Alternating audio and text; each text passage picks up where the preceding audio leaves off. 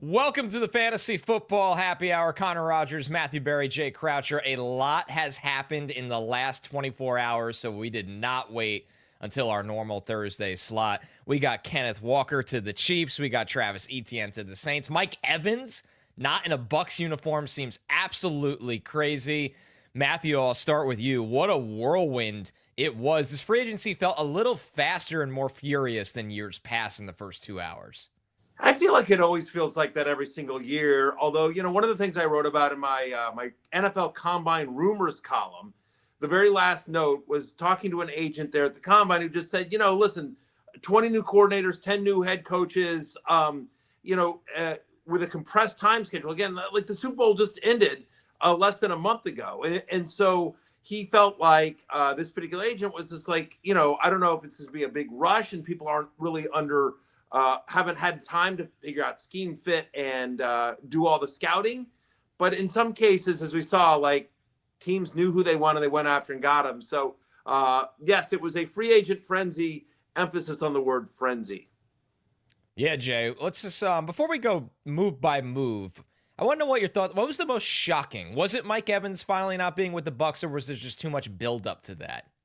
Yeah, the fact that it's with the 49ers and we can see Mike Evans in Kyle Shanahan's offense with Brock Purdy, I think that's probably the most jarring move. But to me, under the radar, not necessarily surprising, but the biggest thing that I got out of yesterday is that Tua Tagovailoa is going to be the starting quarterback for the Atlanta Falcons, most likely. It's the Atlanta Falcons team. Its roster is pretty loaded. And if Tua is good, like this team can win the division and be hosting a playoff game. And I think that guys like Tua and Kyler Murray, there's such a stench around their names because, they're not on the teams that drafted them in the first 5 picks anymore. They didn't live up to expectations. These guys are still good NFL quarterbacks, and they're going to have a chance to succeed. We'll see where Kyler lands, most likely Minnesota. But with Tua, just the fact that, Tua Tagovailoa is going to be the quarterback for Bijan Robinson and Drake London and Kyle Pitts and co. That was, kind of, I guess it was somewhat expected, but for that just to actually happen, I think it's going to be pretty material for the season.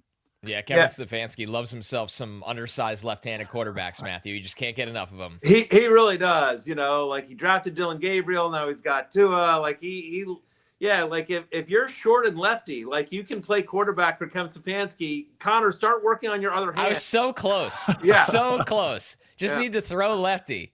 Oh, what a missed opportunity. Missed opportunity. I was going to say my two most shocking, and we're going to get to these, but number one was just Malik Willis to the Dolphins. I mean, I know a lot of people had mocked that, obviously coach and general manager coming from Green Bay, but just their cap situation, right? From what I understand, and I'm not a capologist or anything like that, but from what I understand, I believe the Dolphins have over $150 million in one shape, way, or form to committed to the quarterback position over the next couple of years, because like they're taking like a $99 million cap hit by releasing Tua, and then they give like $67 million to Malik Willis, $45 million guaranteed. I think those are the numbers.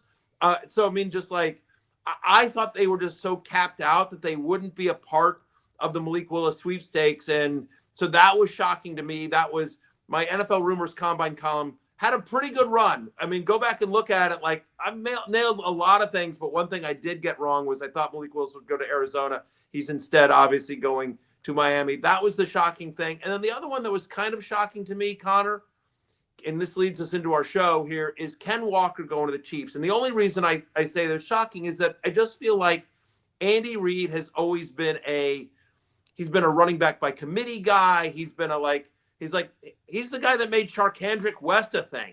He's like, he went into a season with Spencer Ware as his guy one year. Like, he's always been a guy that's kind of like, I'll make anyone a running back. And for them to pay the kind of money that they did on Ken Walker, $43 million for a 3-year deal, that was just surprising to me, just because I feel like we knew that Ken Walker was going to get paid. I don't know that we thought he was going to get paid that much, but I was just surprised that the Chiefs paid that much when you just sort of think about the ethos of that team, not necessarily team need, because I do actually think it's a great team need. Last 2 years, Chiefs have been one of the teams that's last. They've been last in explosive run rate and second in running back yards per carry.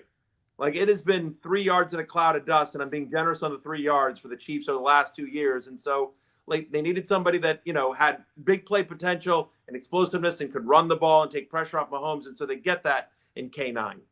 Yeah, I think what it comes down to for the Chiefs with this move is that they probably, realize there's no world anymore where Jeremiah Love is falling to their 9th overall pick in the draft. So you weren't going to be able to necessarily draft a guy like that for this year. And that, the NFL is it clearly has been shifting to the run game for the upper echelon teams. This is going to be phase 2 of the Patrick Mahomes era now. Not that he's old, but getting older, so you have to retool what's around him. And Kenneth Walker, Jay, ends up being kind of the face of that, which, I respect the Chiefs kind of changing who they are and trying to kind of go with the way the rest of the league is.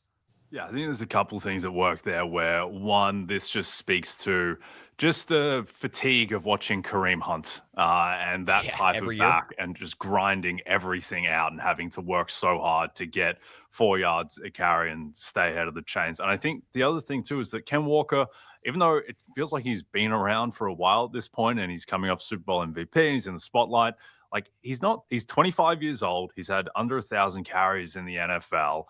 The underlying stats have always loved him, even though if he is a little bit boom or bust, he skews more to boom to make it worthwhile and beneficial for his team the way that he plays. And I think also kind of what this speaks to is the fact that when the Chiefs offense was really flying, when it was the Mahomes, even going back to the Tyreek Hill days, you could kind of get away without investing at running back just because of the gravity that the passing game had. And I just don't think that the offense has really touched those heights really since Mahomes won his last MVP, which is 3-4 years ago at this point. So I think this just shows it's an acknowledgement that they do need to invest in the position. And for so long, it's been, running back is the position you shouldn't overpay. I think there's been a bit of a correction there where we've seen, the really smart analytical organizations like the Eagles and the Ravens, they've invested in Saquon Barkley and Derrick Henry. And I think that this just speaks to the fact that, you can't just get by with a no-name running back if your offense isn't all-world. And the Chiefs offense hasn't been all-world in a while now. Yeah, you need somebody that can create explosive runs, miss tackles, and having that guy to lean on puts less stress on the offensive line because you're not constantly in a drop-back script where it's pretty predictable for the defense's front.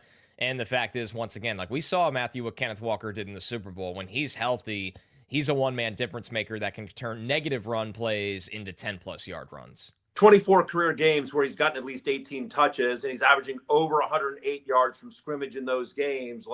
When he's healthy, he's right. The only knock on Ken Walker has been health, but played all 17 games this past year for the first time in his NFL career, stayed healthy, and then obviously became the Super Bowl MVP. Wish he'd caught 3 receptions in the Super Bowl, but otherwise it was a flawless performance. It hit him in the numbers, Jay. And then the fourth one was at his feet, Sam Darnold. He just, he should have hit the over 2.5 receptions. I'm just saying. But either way, the man gets paid, and I agree with you. I mean, I just think that when you think about how often the Chiefs are in the red zone, how often they run. I mean, how many times did we say, look, we don't think Kareem Hunt is very good at this stage, but he is getting work and he will fall into the end zone. Felt like every game, I don't have a stat for this, but just felt like every game Kareem Hunt would get you at least one rushing touchdown because just the Chiefs are in the red zone so often. And so assuming a healthy Mahomes, the fact that they've got Travis Kelce back as well, we'll get to that in a second, here just feels like,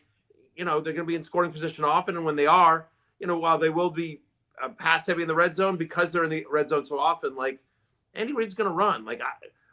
My expectation here is double-digit touchdowns for Ken Walker next year. I have him as a top 12 running back next year as well. And there is a scenario that if Patrick Mahomes is healthy and this offense works the way we've seen it work in the past, and that Ken Walker stays healthy, number one running back in fantasy is not outside the realm of possibility. Do I think Bijan Robinson and Jahmyr Gibbs have better shots at it than he does? Yes. I wouldn't say he's the odds-on favorite, but it's within the range of outcomes. A healthy Ken Walker with a healthy Patrick Mahomes and an Andy Reid offense, fantasy goodness can happen. He no longer has to worry about Zach Charbonnet, taking carries.